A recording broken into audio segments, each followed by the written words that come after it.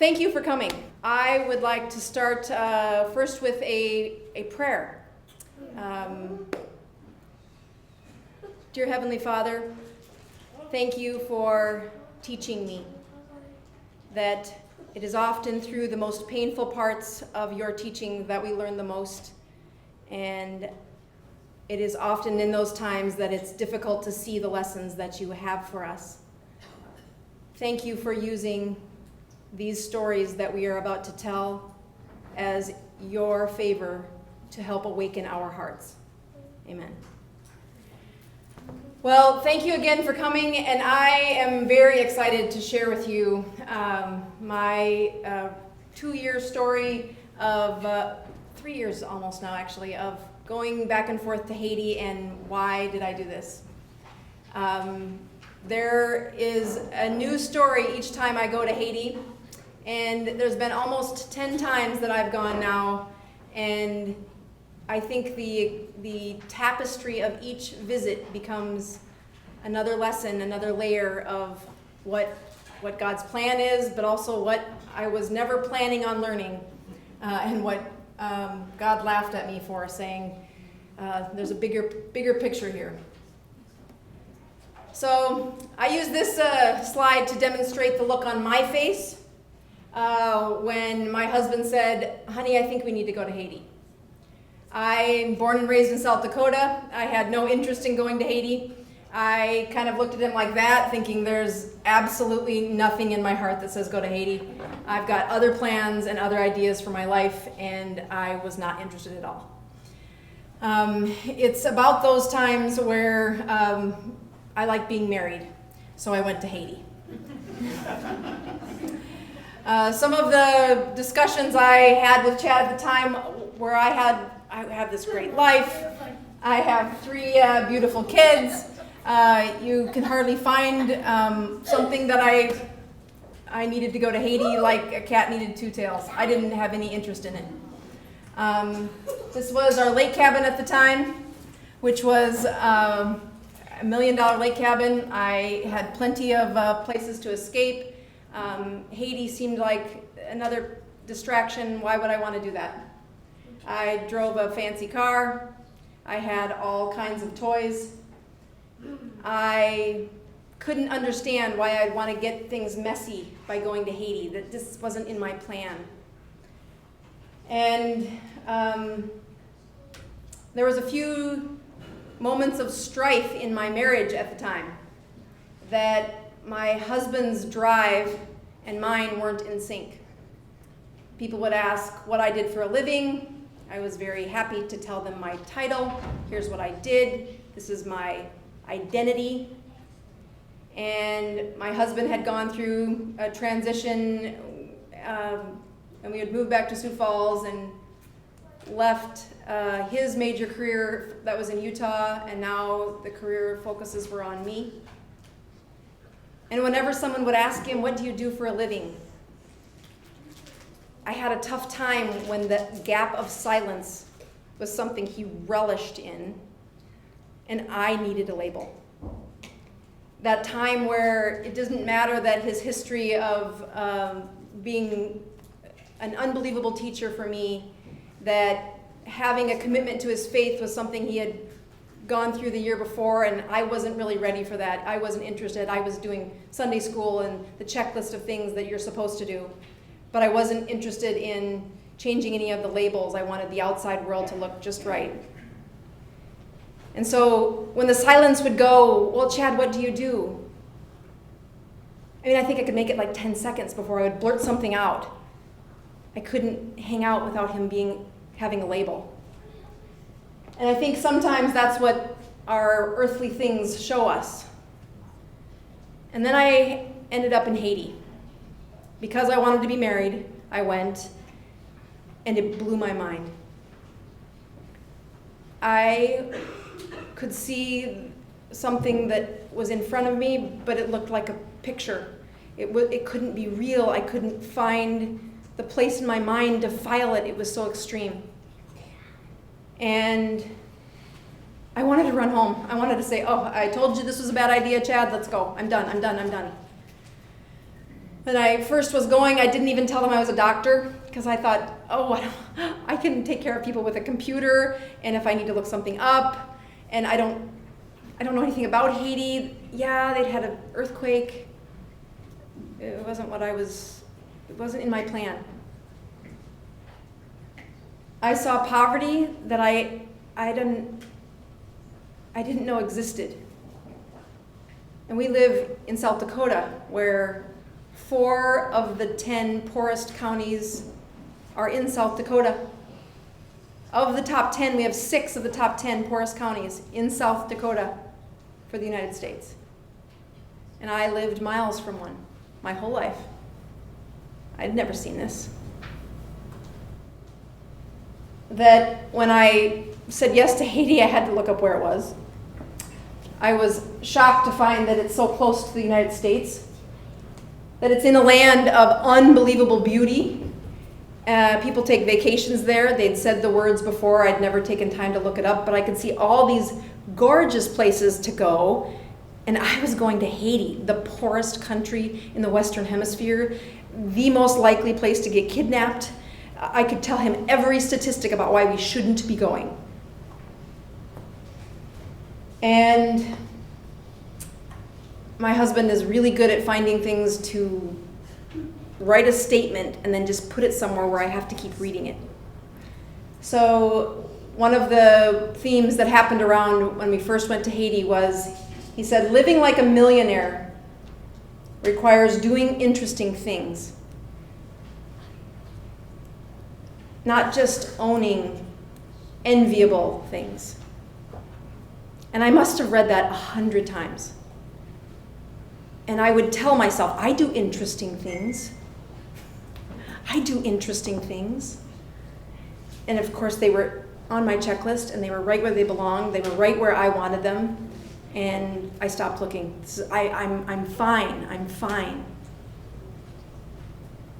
And I had looked at a deeper purpose.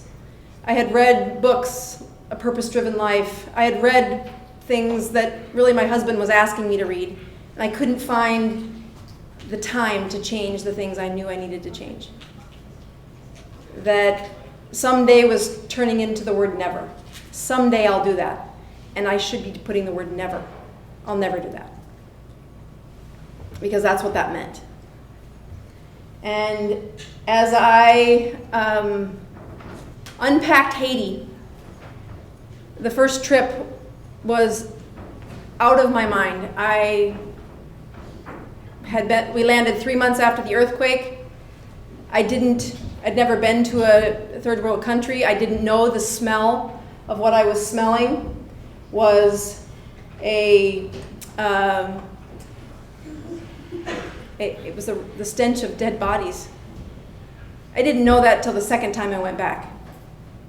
I didn't have a place in my heart to hurt this much, and I wanted to shut down. Like, just put on the blinders, find a way to get through. And there's some strange things that happen when you have to sit still and study someone. So I would have a translator. I would ask the translator a question about a patient. And I would have to sit there and stare at the patient while he spoke to the patient. And then the patient would tell the translator, and then the translator would tell me. So in my world of busy life, medicine has it everywhere, busy life, I was forced to slow down. I did some things on that mission trip that I hadn't done since I was tested on them in medical school. I observed. And I did it patiently because I lived in the isolation of not knowing the language. And I found an awakening for why I went into medicine that started to almost haunt me. I came home from that first trip and I was embarrassed. People would ask me, how was Haiti? And I would say, fine. That's it. That's all I'd give them. I couldn't believe I did such a terrible job. I was underprepared. I didn't know what I was doing. I was scared to death. I couldn't regulate my own emotions. It was so far out of my mind that I couldn't speak about it for 6 weeks. The first time I was able to tell a story of what happened, one of the stories that happened on that first trip, I had to write it down. I couldn't get it out of my heart. I didn't have a place to put it until after I wrote it down.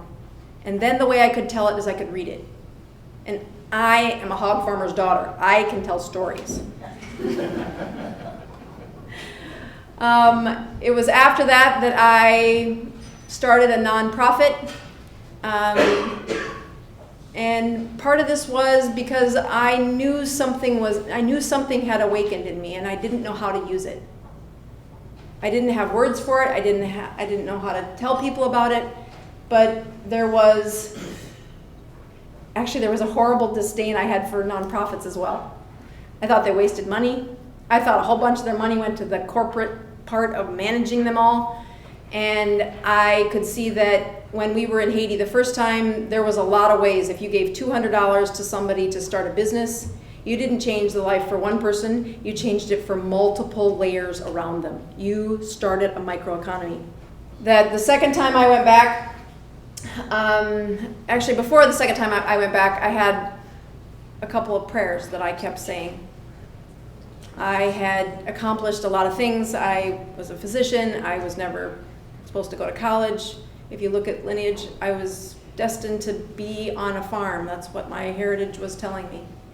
And so I got into medical school, and I have this great title that I was very proud of, almost too proud of. And I looked at why was I able to do that? You look at the statistics of a farm kid, how could that be? And the answer was always drive. And so I'd read books about drive as I'm raising my kids, saying, how do I get them drive? And it turns out they can't have all that crap that I had collected if I wanted to give them drive. They had to see a place to walk. They couldn't have it landing in front of them anymore. And that meant that I wasn't sure that they could even see my drive. I covered it up with a lot of things. And I was praying for them to have a purposeful life, to have drive in their life, and I was living one that they couldn't example from. That the other word that I kept getting haunted by, especially after being to Haiti the first time, was entitlement. And any grandparents or teachers or people who spend lots of time around kids, a couple of generations, entitlement continues to come to the talk of, look at all the stuff they have. And I kept praying, God, how do I not raise them with this? How do I not do this? And the answer kept staring me in the face that I had to not have so much stuff. And in the world of God's humor, I started doing several things that were unconventional. I wanted to take a risk. And I kept hearing these words, again, another post-it from my husband. What would you do if you knew you wouldn't fail? And again, it must have been 100 times before I actually started to really process what that would be like. That the first year that our nonprofit started, we spent our own funds, $200 here, $200 there, with those microeconomies that we were working on in Haiti. The second year of our nonprofit, I became an even blacker sheep in my family, and I raffled off of people a piece of farmland. I donated the farmland that I bought on my wedding day with my husband to this nonprofit. And then I sold tickets for that land for $1,000 each.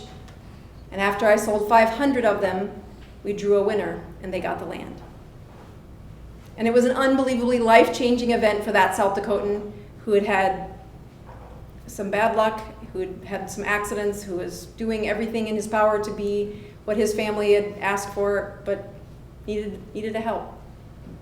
And he won a piece of land, and I now had some foundation behind a nonprofit that is designed to change healthcare in South Dakota. And you say, how does that relate to Haiti? And that's what we're going to talk about more today. Over the course of the next year, I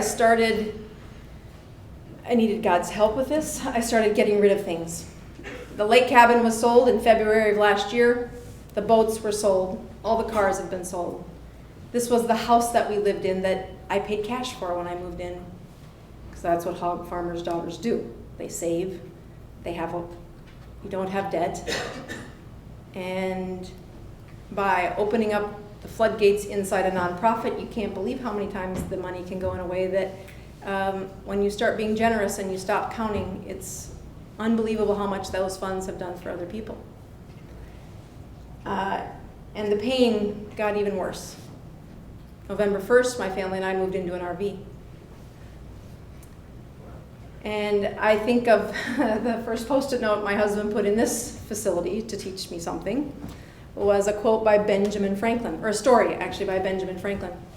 And he was running a newspaper and he was trying to change the voice that was happening at that time. He wanted to talk about something that the local culture did not want him talking about. And so they threatened him. They came to him and said, if you publish that, we are going to do this and this and this and this and this. And he came back to his house and he lived like that for 72 hours. He lived with no clothes. He ate only bread. He slept under paper. And at the end of 72 hours, he said, oh, that wasn't so bad. And he published the paper. And he changed history. That when my husband and I said, okay, we're going to give up the last of these assets and we're going to move into an RV, some of it was not my choice. I still continue to be stubborn. I think God laughs every time I challenge him. And as I step into the RV and say, oh my goodness, look at how small this is, I had to wrestle with my own pride. Because I think back to, what was I trying to do? What is happiness? And that was the one thing in Haiti that you could see without trying, everywhere. And the stories that we're about to tell show you a level of happiness that I wasn't in. I was in this checklist that I couldn't find I couldn't find the joy. I think the way you answer happiness, though, is you first start by saying, what's the opposite of happiness? Let's do audience participation. What's opposite of happiness? I would argue that it's not sad. Happiness and sadness are actually very similar. They're very, very strong emotions. That they are both very awakening to your heart and your brain. Take another guess. Nothing. Boredom. No excitement. No joy. Nothing. The void is what is the opposite of happiness. And as I started to look and say, in the last year, where have I had excitement?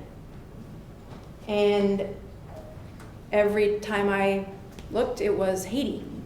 It was when I was scared to death, when I was forced to lean on my faith in order to get through the day. And it was pictures of these people who were so thankful for a doctor giving them care and not keeping score. Again, a love note from my husband. I told him, I need tools. I mean, haven't you seen my training? I need tools. And he said, the only tool I can possibly imagine getting you for going to Haiti was a handheld ultrasound. And I'm like, well, I don't know how to use that tool yet. But it was an amazing tool in Haiti where I'm a teachable creature. I can figure it out. The first step was finding the bloody baby. I don't deliver babies.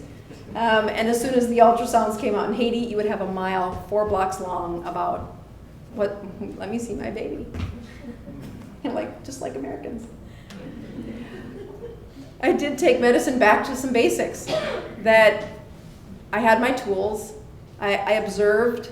I would go back away from the tent city at night, and they don't have houses in Haiti, but every single one of them has a smartphone. And I could look stuff up at night saying, okay, what is the number one physical finding on an exam when you have horrific anemia?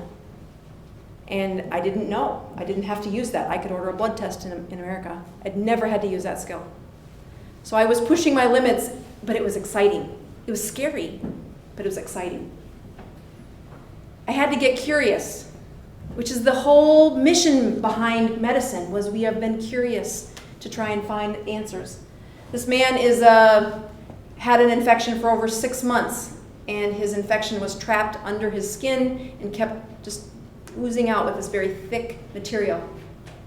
And this was on the last trip where I said, okay, we don't have a surgical table, I have anesthesia, and actually we had to send somebody for anesthesia, and we opened up the wound, took out the material, and it would have never gone away. It would have never gone away in Haiti.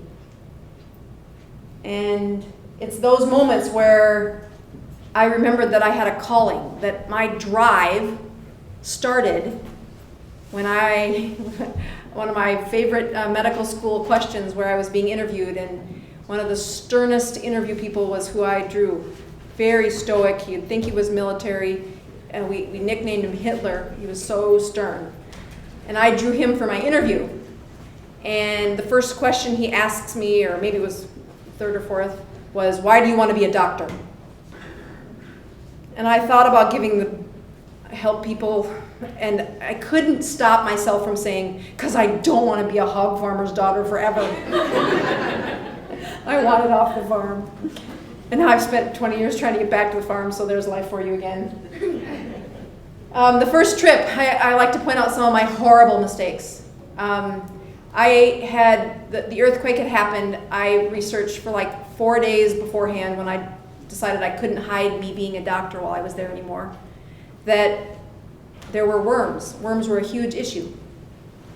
And I bought all of the meds in the country that I could find. Actually, my husband did this. I said, honey, the way you treat these is easy. This is not hard. It's one pill. But I spent $1,000 and bought every med I could find, and it was enough to treat 20 people. Because just like any economy, we don't need that medicine here in South Dakota or in America, so the price is high, we don't have a lot of them, you can charge a lot. I learned how to be a drug dealer because I traded a car part for about 3,700 doses of that once I got to Haiti. Again, a talent my husband has shown me. That on the second trip to Haiti, the first trip I did terrible actually. I can't say anything except I survived it, and most of the patients did too. But I missed things. I missed easy things that I'm very embarrassed by that I shouldn't have missed. And I think that's why it took me so long to tell the story of what happened. And then out came my drive. And I said, I need to go back. I have to go do this again. I have to prove to myself that I can do a better job than that. And the second time I went, I took $5 million worth of donated medications. I stayed for 2 weeks, took 2 teams, and the amount of patients that I saw and was able to use the workforce of South Dakota, the people that these are my people. They will try, they are courageous, they will just say, let's figure it out. MacGyver must have been a South Dakotan. And you take them to a place like Haiti where they have the space and you don't have the resources, you have to be creative. And amazing things happen. And the last thing that I was doing at that point was my purpose was now visible to my children. They could see it for the first time, and I'd been a doctor for 10 years, 12 years by then. I don't think they'd seen one patient I'd ever seen. They had no idea what I did, but I went off to work. And that's when I said, I want to pass this forward to other students. I wish someone would have taken me sooner. So let me introduce the 3 students from Augustana that came with me this time. They're going to come out onto stage and we're going to talk this way. Can't do that. Well, we can pull it out behind me. First one is Taylor Alice, and she is an education major. She was down there for 6 weeks before we went, and she went with my husband Chad and my son Prescott, age 12. Mandy Warmka is on her way to PA school, and she joined me for the 10-day trip. And Deanne is studying to be a pharmacist, and we put her to good use when she was there. So I'll let Deanne stand up to the mic, and I'll just go over to this side of the stage. So the biggest thing that we ran into was actually getting at the problem. We saw a lot of the same symptoms, and Dr. Bosworth experienced this a lot on her first trip. Everyone was complaining of headaches, acid reflux, fatigue, cough, all the same things. And we had so many medications to treat this. We had Tums to treat the acid reflux, and but there was cupboards of this. This is in Haiti. We had all of this, but it wasn't fixing the problem. And Dr. Bosworth has a good story that. Yes, this was another moment that I think God kind of slapped me on the face. I was in my first trip, and we're on day 3. So the shock, I landed off the first plane. Within 20 minutes, I'm in a tent city, and unbelievable description. I think it took 2 days to put down a real memory. Like, I didn't really start using my brain until 2 days into the story. So there's a 12-year-old boy who is in front of me saying the same things. And by now I've seen 500 people. I mean, there's just volumes, and they're telling me the same thing. And I'm getting a little snotty. Because I'm like, let me guess. She has a headache. He has acid reflux. He has a cough that starts about an hour after he lies down and nothing comes up. He's tired all the time. And like I said, I was being a little snotty about it. I'd heard this 500 times. And body language goes both ways. He could clearly see that I wasn't caring for him. And he stood up and he barfed worms. Now, mind you, I spent $1,000 3 days before trying to get medicines for worms. And I hadn't given one at that point. I hadn't even remembered it. And when I sat there looking at this pile of worms, it's like I could hear God laugh, saying, I sent you here for a reason. Now look at them. So that's how the story started. And so now Taylor's going to talk about a specific case that she dealt with worms in the first 6 weeks that she was there. So the first week in Haiti, we drove into this little community, and it was really by chance. We had no plans of really going there. We just told our driver to take us somewhere where we could help. And sure enough, like just down the road, just a little bit, there was this community, and we drove up in our truck, and these eyes are staring at me, and they're the first thing that I initially just caught me, and I was like, what? I just got brought to this place, and I can't take my eyes off this girl. And there's been a lot of people that, now that I'm back, everyone, the first question they ask is, how's that little girl? How's that little girl? Because I had blogged about her. And we went into this school. There's 3 separate rooms, only separated by some coconut leaves over on this side here. Yeah, that's what separates this into 3 classrooms. And we were over talking with teachers. Our translator was talking with the teachers to try to figure out what the need was. And this girl was out in this classroom all by herself, just staring, just not smiling. And all the other kids are outside playing soccer and jump rope and laughing and running around. And then this little girl is just sitting there watching us. And I was like, oh, she's pretty curious, or she's a curious little girl. I'll go over. I don't understand the conversation that's happening right now in Creole, so I'll go over and talk to her. And I had her on my lap and just tried everything to make her just smile at me. So I played peekaboo, and I was painting her nails, and we were playing with cars, and just nothing. She just had this expression the whole time. And I was just going to give a little backstory. This is what we travel in, and it's called a tap-tap. So this is what we drove into the community with.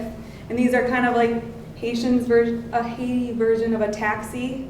So we go on, the Haitians pay a fare to ride on it for a certain amount of time. And that's how we travel every day. But we drove up in our tap-tap. The second time I met Rosaline, well, when I came home after the first time I met her, I had nightmares when I went to bed that night. It's like, why wasn't she smiling at me? I'm usually pretty good with kids. Why wouldn't she? I couldn't describe why she was doing this, or what was wrong with her. Was she I was just assuming maybe there was some abuse, or does she have any parents, or I just knew nothing. So we came back the second time. She was in the same outfit. She only has 2 outfits.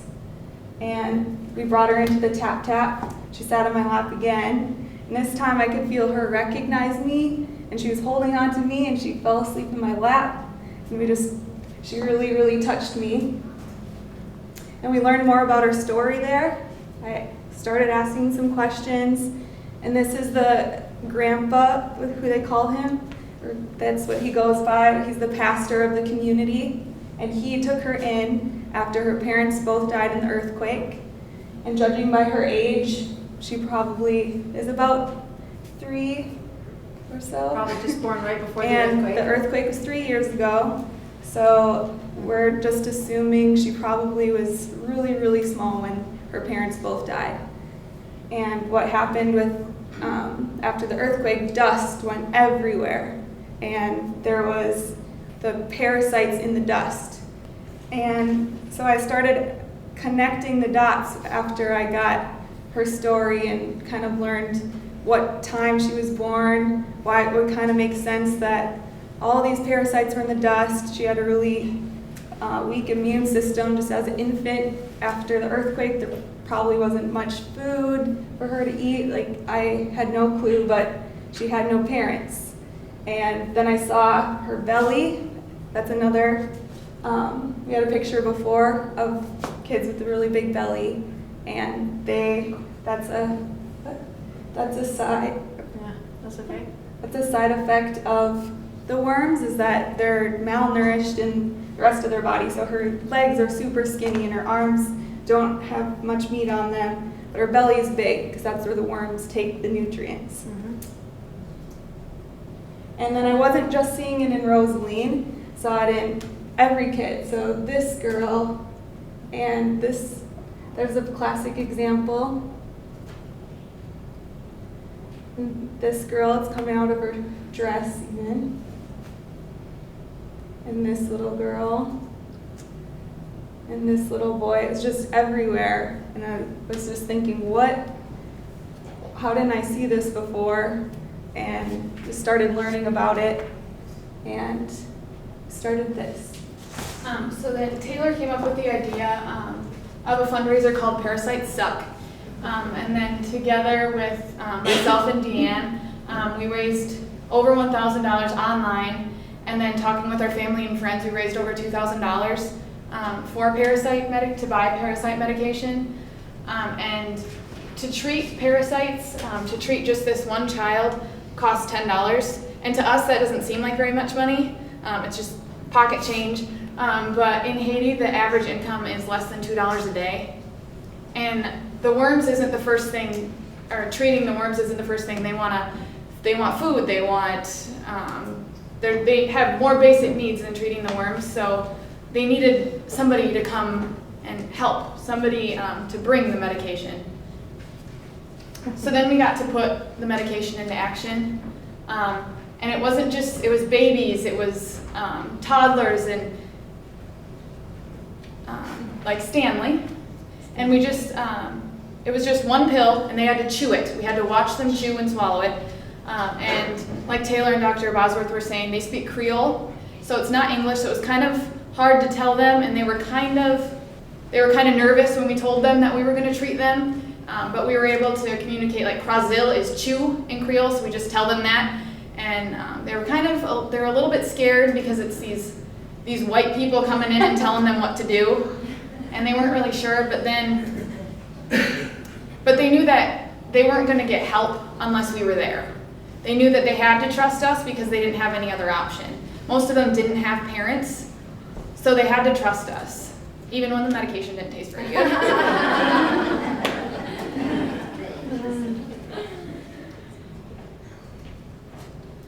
And another thing that was important, we couldn't just give them the medication and tell them, just go on your way. They had to know what it was doing for them.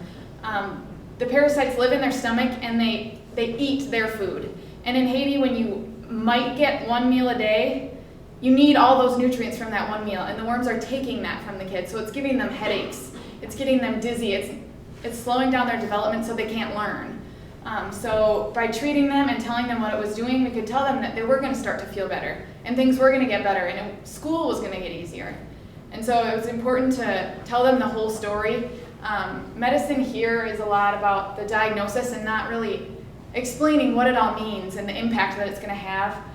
So it was interesting that these little kids, even these little kids want to know. Right. One of the other teachable moments was they would all have a cough about an hour after they would lie down. And it was after my first trip that I went back and read everything I could about these parasites. And when you have a high parasite load, it will stay in your stomach, the first part of the intestine, and when you lie down, they start to move their way up to the lower part of your esophagus. And that causes a dry cough. And it usually takes about an hour after they've lied down to get to the point where the dry cough is stimulated. So if you would start to just give them these medications and not educate what was happening, they'd still come back and say, but I have this cough, or I'm tired. The closet full of medications that you saw in a few slides back, you could throw vitamins down the hatch, but you're just feeding the parasites until you treat the problem. And so we did a lot of teaching that this will take a little while to undo, and we taught about foie. If you want to tell them about foie a little bit. And foie is liver, so we told them the importance of eating liver, as gross as it sounds. They needed that because the worms were making them very anemic. And so that led into one of our other bigger problems that Deanne is going to talk about. Okay, so another problem is malaria, which is just another example of a parasite problem. And malaria, there's common symptoms with that. One of them being anemia, and so we would check people's eyes, because anemia is just a lack of oxygen flow and like a lack of red blood cell production. So we would check that in their eyes, and you can kind of see in this girl, it's basically white. In a healthy person, it's red. It's very pink, and you could see it right away. And so you would see it in kids, and you would see it in adults, and you would just see how severe the problem was. And this is just an example of us checking for temperatures, because with malaria there's fever, there's sweating, there's coughing, there's pain, there's all these generic symptoms, which along with the worms, it's something that you have to target right away, because that will fix the other problems that they have. Just another way where whenever we would go to the schools, we would make sure that the teachers would get treated as well. And it didn't take long. They have real grapevines there, and I do think they transmit messages that from all around the community, you would see people showing up saying, there's a whitey, there's a doctor, and she's a whitey. So they would line up, and we would see them until the line was done. Okay, and so then one thing with malaria is you can give them a medicine to take care of it, but it only fixes the problem for a little while, because you have to keep giving them medicine to keep treating the malaria problem. And with a lot of things like antibiotics, your body becomes resistant to it. So it doesn't help in the long run. You can fix it right away, and you can treat the symptoms right away, but in the long run, you need something like these nets, which you can treat in a synthetic chemical called permethrin. And you can put these nets around your houses, and that keeps the mosquitoes out, it keeps the malaria out, and you can also treat your clothes in it too. But that's another just a time-consuming process, and so I think Dr. Bosworth has a story about this too. Right, so in Africa, this was about 7 years ago now, where there was a guy with an idea. And he said, I want to buy all of the nets in the world and treat them with permethrin and start preventing malaria. And everybody said, no, you can't do that. You have to teach them. They won't know what to do with the nets. This is not how you do it. The way we take care of malaria is if they have a fever, you treat it. If you have a fever again, they treat it again. If they have a fever again, they treat it again. After they've been treated 4 times for malaria and it didn't get better, then they start to look at, well, is it really malaria? Meaning the status of the culture for treating malaria was treat, treat, treat. Nobody would ever get to the level of prevention. So the guy who took the nets finally found a private investor, spent $2.5 million on nets, and then just spread them out in this country in Africa. And it was amazing, actually. You'll see the World Health Organization plot the malaria for the next 3 years in that one country, and it went an exponential downward incidence rate. And isn't there a saying that the father of success is multiple, but the father of failure is no one? So had he not succeeded, nobody would have stepped up. But when the success rates were there on camera and on the news, that's when the funding came from World Health Organization and the church organizations and the Gates Foundation, that when they saw success in prevention, the funding came in buckets. In Haiti, they are where this African country was 8 years ago. You treat, you treat, you treat. Not one net did I see. And when I went to 3 or 4 organizations that have the funds to say, let's just start putting out the nets, they're like, no, you can't do that. Same thing that had happened. I mean, these countries don't talk, but cultures will repeat themselves. And it is fascinating to watch. And an importance of the net just shows in one of the communities that we're in, 500 kids every single month die from malaria. So it just shows that these nets are needed, they're necessary. So we're just going to take a little break now, and we're going to show you a little about a feast, what a feast is like in Haiti. And this is a staple that they eat. It's rice and beans, and they have some bean sauce that sometimes goes on it. And we want you to kind of experience what that's like. You also got a glass of water, and I doubt that any of you questioned where that water came from. You just drank it anyway. But you don't see this kind of thing in Haiti. So that gets at our third problem, which is dirty water, and that is a lot of what causes the rest of the problems that we talked about before. So there is access to water. This stream comes right down from the mountain, but because of there's no filtration, and they wash animals in it, they wash themselves in it, there's garbage in it, but they don't, it's water to them, they don't question it. And here, you hear in Africa, you hear stories of how hard it is to find water. They have to walk 9 miles to go get water. In Haiti, there is water, but it's so unclean. So this is one of the filter systems that actually, this is the one Bill Gates, if you want to tell. Yeah, so I think the other part that I've learned a lot about nonprofit culture is that the answers are out there. We do not live in an answer-poor time. We live in an answer-rich time. The resources to provide these innovative ideas, if you've watched any of the Gates notes over the last 5 or 6 years, he put out a challenge to say, what is the most efficient water filtration system our scientists can build? And there was the prize for who wins the best. And this was the winner. While we were in Haiti, I had a man who I happened into who was the sustainability founder for Haiti's delivery of these water filtration systems.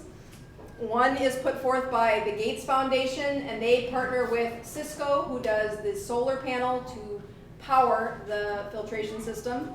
And the school that they showed us, we went and served the kids at the school by taking care of their parasites, taking care of their teachers, doing the education that we've done several times. And they couldn't get that care. He has, the organizer from the Gates Foundation has said several times, I have looked for getting health care to my staff, to the Haitian teachers, and to the kids. And we ran into each other on the first day I was there, and he had what I needed, which is a water filtration system, and I had what he needed. And I think that is the launching pad to say, when you look at how nonprofits are meant to work, there is supposed to be this cross-collateralization, that you're supposed to help one another by using the talents from the other nonprofits around. And just like any organized care, you get silos to say, this is what we do, and this is how we do it, and to reach across those needs sometimes is, you have to really work to get those silos to not happen, even in Haiti. But and this is a well in Haiti, something that you don't see very often. This is one well within a 10-mile radius. So it just shows the importance of getting those handheld water filtration systems. Okay, so another thing that just really struck me, the first week there, we traveled to this tent city. So there was a slide earlier about when she was first introducing, when she went to Haiti, just a ton of tents. And that's what families, like they can have 15 people living under a tarp. And so they wanted me to really just experience what this kind of poverty was like and open my eyes. We went to this community and I was just blown away. There is like this boy on the left doesn't have pants, and then I've seen this boy multiple times, and every time I see him, he's never wearing pants.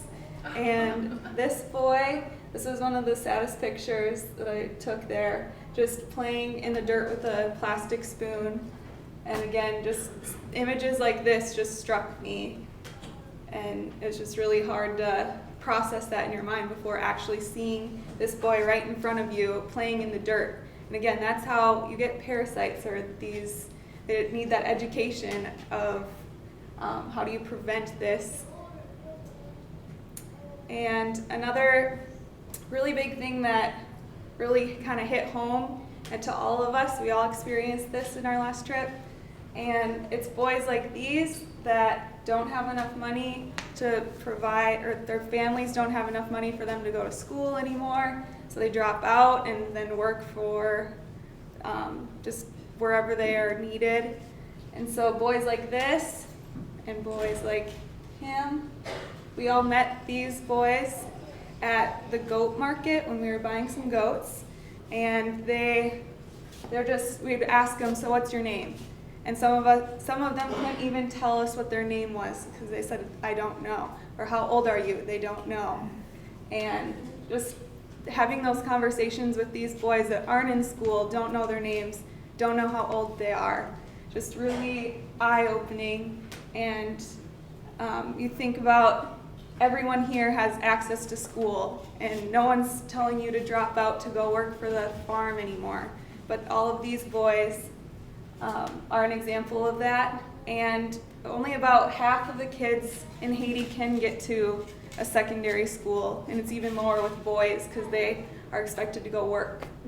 So, and then once you're in secondary school, actually passing through that and taking your grad exam or graduation tests, and it's just an even smaller percentage of people who get through school. And one of the saddest moments that I experienced on my trip to Haiti was at this goat market. We were trying to find boys like this and asking them, like Taylor said, what's your name? How old are you? Most of them couldn't tell us that. And we ran into one boy and we asked him the same questions. He didn't know. And then we said, where's your mom? And then he said, over there. And he was pointing at this older lady, and then the lady looked at us and said, no, I'm not his mom, he's lying. And his parents died in the earthquake. And so he wanted a mom so bad that he was just willing to call anyone his mom, just to be able to say that. And then we asked her, well, who takes care of him? And she said, we all do. So I think that was one of the biggest things that I found in Haiti, is it's not about me. It's not, when am I going to eat next? What am I going to wear tomorrow? What am I doing with my life? It's what can I do to help everyone else? And what's my obligation to my community? Right. I think that community effort is something that I continue to appreciate every time I'm there. That the little girl that she said, Rosaline, was wearing the white dress the first time she met her. The second time she came back, she was wearing a different dress. But those are the only two dresses she owns. And they are a little girl's dress who is now in that community, but older, and they couldn't fit her anymore.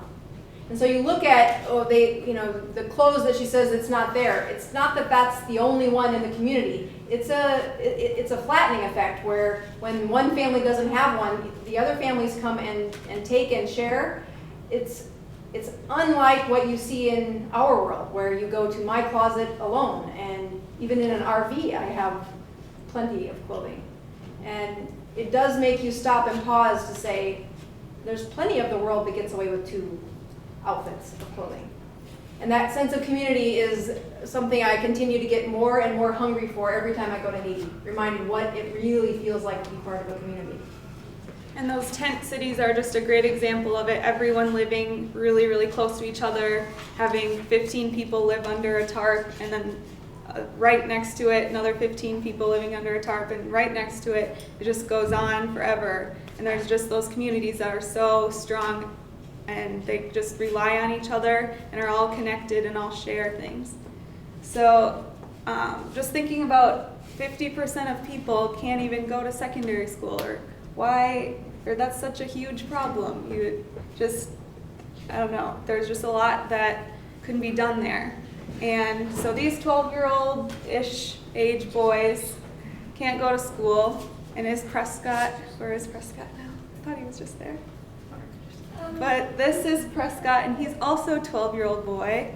And so he got behind this project, or he started this project, and it's the Give a Goat, where he was going to raise money to give, he wanted $600 to buy 12 goats, give those 12 goats to a family, and he is again. give those 12 goats to a family, and once those goats have their kids, and start spreading the wealth to another family, and start spreading it to another family.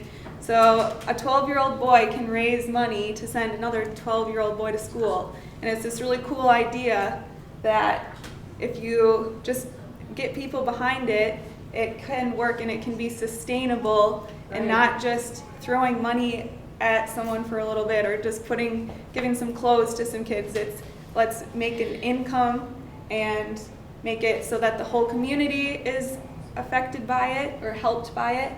And Right, when Prescott came to Chad with this story, he said, Mom, this child named Junior wants to be a doctor, but he's 12 years old and had to go to work.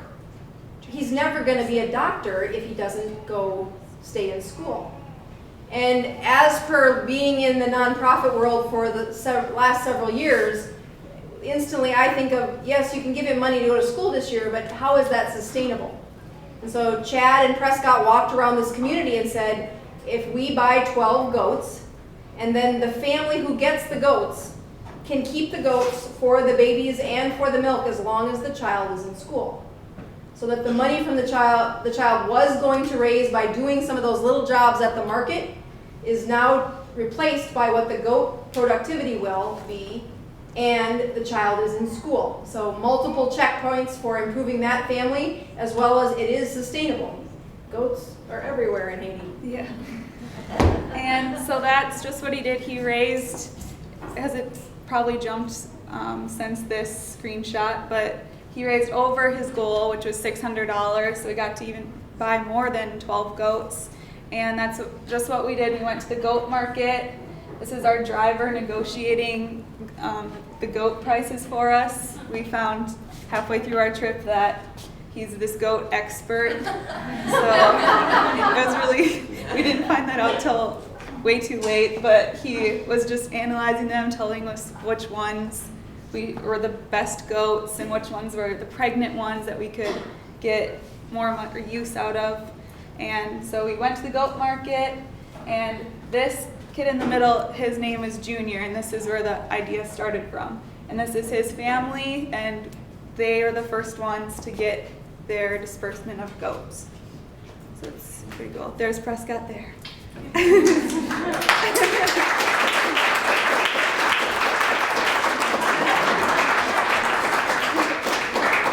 So another thing about being sustainable and not just throwing money at the problem, or not just doing something in the short term, is that English is a huge solution. And I didn't really understand this before I went to Haiti. I was like, well, why would that help a ton? There's not too many people in Haiti that do speak English, so what? I just wasn't making the connections yet. And just it really, here's an example. So this is our translator, Michael, and he learned English. He started when he was 4, and now he's really a good English speaker, and he translates for lots of teams. And his ability to speak English has gotten him to the top of the economic ladder. He's just been really successful and really used that skill to help a bunch of other people. So it's not only gonna help the person get them into the global economy, but it helps a ton of people, and it's really, really beneficial if you want to get out of Haiti, out of poverty. If you only know Creole and you stay in Haiti learning or knowing Creole, even though you have your smartphone, but you only know Creole, you can't connect to the rest of the world. And English is the third most spoken language, and if you get that skill developed at a young age, like when he started when he was 4, then that's something that's really going to be powerful, really going to be useful in the long run. So this is, just taking this back to South Dakota, this is Rosa Parks Elementary School, and it's an immersion school. So Walker and Chancellor go to this school, and they start when they're in kindergarten, and they're only spoken Spanish too. They learn everything in Spanish. They do their tests in Spanish, right? Mm-hmm. Okay, they do everything in Spanish, and they've learned it since kindergarten. And Walker's now in 4th grade. So he's had, or there's going to be a video that comes up next that shows, just as a 3rd grader, what the immersion can really do.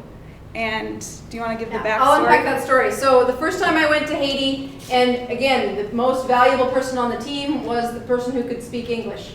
He had a job. He had a job next week. He had a job the week after that, translating English. And the idea of speaking English was first, when I first said this, they said, no, you will ruin their culture. And I don't know how many of you watched the papers when the Spanish immersion came to Sioux Falls, but the first year it came, there were several articles in the paper that said, we are going to make Mexicans out of these children. That's embarrassing to say that, but it's true. They were worried in our culture, the same thing that was actually Americans who said this, you don't want to teach them English, you will ruin their culture.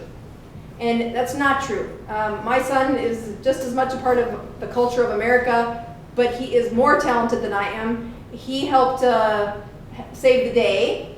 We the first time he went to Haiti with me, we hiked up a mountain. And up at the top of the mountain is the only place this village has nobody living had ever had a doctor come to their village. So we had a big clinic. And there were these 2 little girls, ages 4 and 6, who hiked 2 hours from the other direction without a parent. And they said Auntie died on the floor of their hut in the last month. And when you look at these girls, you can see they had tuberculosis. Unlike worms or malaria, you don't treat tuberculosis with a short course of treatment. It is a year-long treatment. And there, I knew that there was another nonprofit that was in charge of delivering the tuberculosis medications for a full year that was down the mountain. So we walked down the mountain, and there is a doctor from Cuba who's there, and I'm culturally inept. I thought all Cubans were short, but this is a huge Cuban, like big. And we've knocked on his door a couple of times that week, and he doesn't speak English. And if he has his translator with him, it's great, but we knew the translator wasn't going to be there. So as we knock on the door, he's irritated. We're back again. We know he only speaks Spanish. I know he has the answer, and I'm about to introduce my son to speak Spanish. So remember, he's irritated at the beginning of this video. And this is with 4 years of the immersion, what it can really do. Okay, so we know how to treat tuberculosis in America, but how do we get the treatment to the tuberculosis for these 2 children? Yeah, we are leaving today, tomorrow. So you gotta tell him that. You forgot to say it. You gotta tell him that. He doesn't know what we just said. So what did you say? Okay, so that I know how to treat the tuberculosis in America. Ella sabe cómo hacerlo en América. But we are going home tomorrow. Vamos a ir a casa mañana. And we did not bring the medication that would treat tuberculosis. No traemos la medicación que va a ayudar a la No trae medicamento. No trae Sí, los medicamentos. La medicamento para tuberculosis. Mira, dile a tu mamá que sí, que en este lugar hay muchos casos con tuberculosis. Hay muchos casos. ¿Puedes hablarlo? There are. Que nosotros tampoco tenemos medicamentos. Okay, he doesn't Ajá. have the medicine, but there's a lot of causes for tuberculosis. Well, so how would he confirm the diagnosis of tuberculosis in a Haitian? How would he make sure that it is tuberculosis? That is our thought, but I don't know for sure if it's the diagnosis. ¿Cómo sabías exactamente qué es tuberculosis? No, porque estos que ellos piensan, pero no saben. Sí, sí. Dile que sí, mira, dile que sí sabemos que es tuberculosis. Porque nosotros tenemos, mira, tenemos médicos cubanos que son especialistas.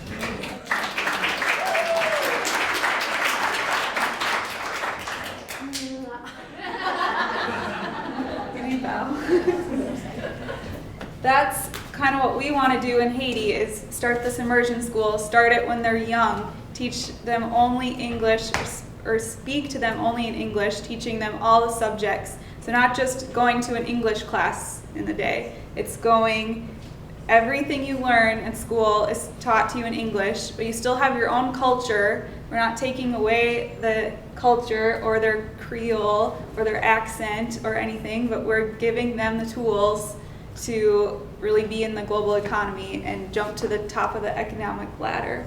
And these are some, the write-ups, what am I looking for? Drawings. The drawings of our school, but we're also on a clinic and dorms and just kind of a community center atmosphere. So this is the dream that they've started, and that's what got me involved because I want to be a teacher. I would love to teach at something like this someday, and then bring other English speakers down and just have them teach for like a 3-month term or a 6-month term, and bringing those people, connecting them, and really opening their eyes as Americans or anyone who we bring down, but also just giving them such a huge tool with the English language. And then, do you want to talk about the land? So there is,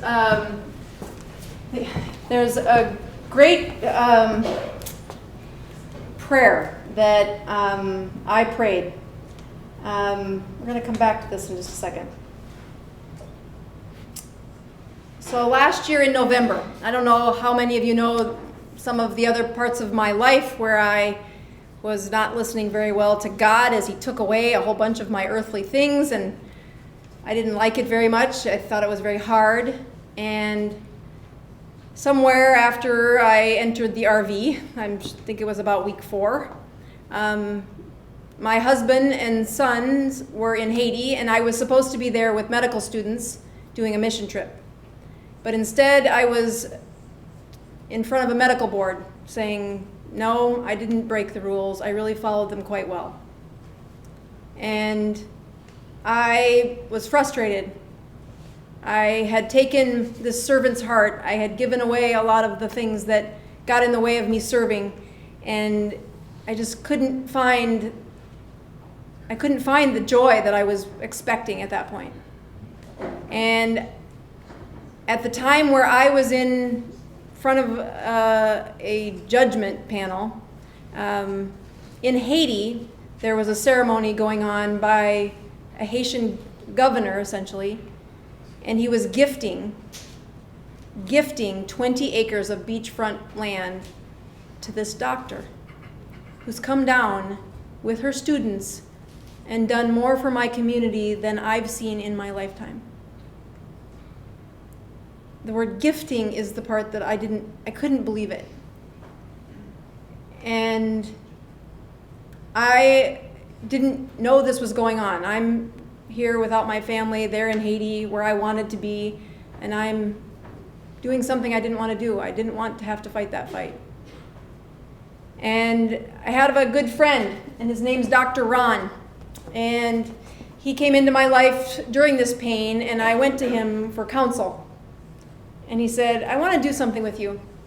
I want you to just pray for what you want. And ask God for what you want. And of course, I start thinking of all of these earthly things that I want my life to go back. I want some comfort. Very selfish things. And then he said, I'm going to thumb through the Bible, and I want you to just stop it, or you thumb through it and just stop it anywhere. And he goes, I've done this with thousands of my patients. And we did this, and I opened it up to this. And it's the prayer of Jabez. Has anybody heard of the prayer of Jabez? Okay, I hadn't. And Dr. Ron was horrified. It's like, they write books about this. I've done this for thousands of times. Nobody ever opens up to the prayer of Jabez. I'm like, I don't know what it is. And so he made me go get this little book about the prayer of Jabez. And the prayer reads about a man who is asking God for, he's asking God a very powerful prayer. And there's 4 parts of it. I'll read the prayer in just a second. But there's 4 parts that are in this prayer. It asks for supernatural favor. It asks for God to enlarge my territory. It says that it asks that I be great. And then it says, don't let evil get in my way with the appearance of impropriety. And this whole little book goes through this worksheet on how does that prayer really impact. So the prayer goes like this. Oh, that thou wouldst bless me indeed and enlarge my territories. Please be with me in all that I do and keep me from all trouble and pain. And I don't think it's an accident that this is the time when all of my things here have gone. My Porsche was gone. My $1 million lake cabin was gone. My land was gone. My house was gone. I'm in an RV. I was very frustrated. And across the globe, a man was giving me 20 acres of land to say, I have a plan for you. And that's something that in this last trip, I had to go touch it. I just couldn't believe this had happened. And it's there, it's real. And I think in the process of how does this connect with what voice I have here in South Dakota and what I'm trying to do in South Dakota? It's that has anybody in this room been on a mission trip? And when you've gone, have you gone for more than 15 days? Okay. My 12-year-old son's the only one tortured long enough to do that. And I think you have to start somewhere. The trip awakens you. It's shocking. It does not have a place in our minds and our hearts as Americans to see it for the first time. But I also think that there's a bit of voyeurism. And you have to start somewhere. You can't get past it. But that first trip, one that's only a week long, allows you to see things. In fact, our prayer over and over again was to let the students see only what they can handle. And every morning I would pray that. Just let them see what they can handle. And I think that having a place like an immersion school, one of the reasons my son can speak without an accent is because the teachers that have come to teach him are from Colombia, are from native Spanish-speaking areas. And I also think that Americans have this, I am very guilty of this, I need to go on a mission trip and do something. And in part, that's very valuable. We all feel our sense of worth when we have an accomplished task like that. But I also think that having a 3-month stay with you and a family in Haiti, where your job is to be the teacher's assistant to example English and to serve for those 4 hours a day with teaching those students what it's like to speak English. And I think that's a place where there are enough missions and enough ministries in our community of Sioux Falls and in South Dakota that we could repopulate Haiti in many ways. But I choose not to have an allegiance with one affiliation, but instead be a place that says, let's bring together a family that's sponsored to go serve in Haiti, or to have students from any denomination come serve through this organization in Haiti. And what returns to South Dakota is the same thing that has happened again and again and again, which is you can't take your mind back to not seeing it. I came home after the first trip and I saw Pine Ridge for the first time. I saw poverty on Minnesota Avenue like I'd never seen it. I started serving in the jails because the poverty was the same. They act the same. They will do anything to fix the problem.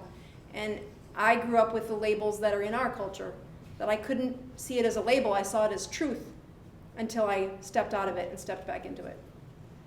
And as I look at some of the other places in our community that, what is the benefit of the experience, I don't think there is a price you can put on that.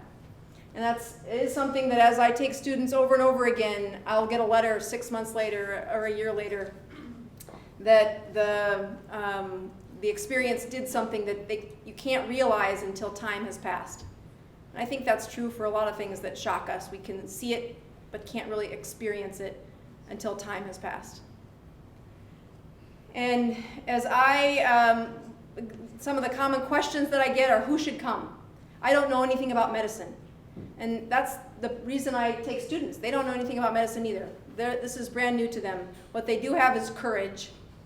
What they do have is the ability to just embrace something really scary and journey. And in the vision that I have for continuing to take students on mission trips is that they are supported by a community, that Augustana has support for them, that the colleges have support for them, that churches support them, that they're giving of their time and they're giving of their courage. Their funds shouldn't go towards the trip. And I think that's a dream that hasn't unfolded at this point yet either. That I also get, how can I help? Brett is our videographer who has been on a mission trip with us. These are incredibly valuable. It's hard to tell the stories through our words. Even through pictures and events like this, it's hard to tell the stories. We have people come and pack medicines. We have people who can tell the stories. And sharing this experience is how you do take a culture that wants to go put out malaria nets in Haiti, and they say the exact same thing that the people in Africa said.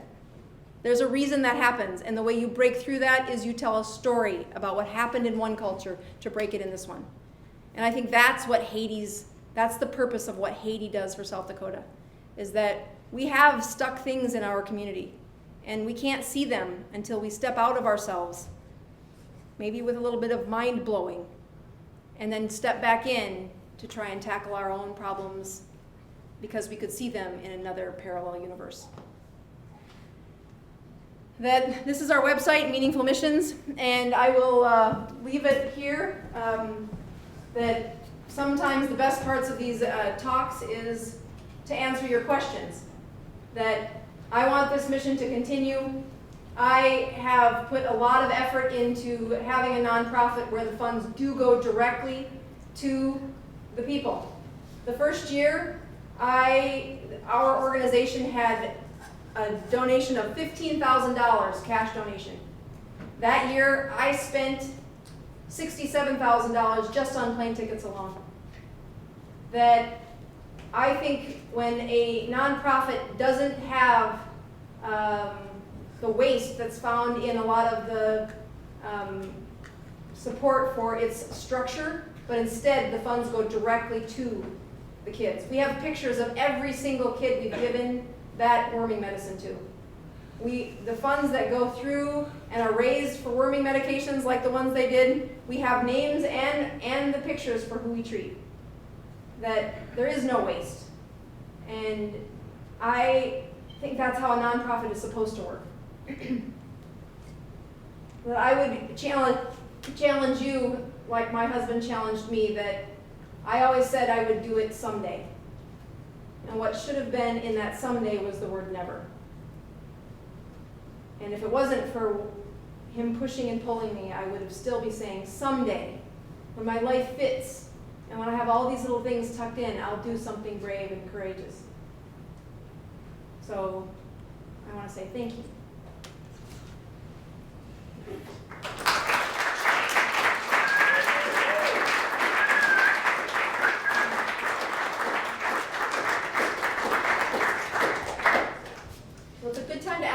questions? Anybody have a question? Yes. What is the security like for these students down there? Good question. In order for me to, before I could take medical students, nobody in South Dakota would sign off on me taking medical students because they said it was too dangerous. So I had to fly to the White House and get the signature of the Secretary of State of Haiti to approve the security that we have for the students. It is a red zone, which means it's very dangerous and you can't get certain kinds of levels of insurance when you go there. You can get insurance, just not the super something or others. And the security that we have is top notch. When each of the translators has been trained in what is like a police force, and that is who we use as our security. I told the girls that it's what their parents always ask about, is what is the security like? I said, you'll know they're doing a good job when you don't notice that they're there. And it is impressive how much it does cost, but it's also nothing I can undo when it goes wrong. So good question. Very important part of the equation. Yes?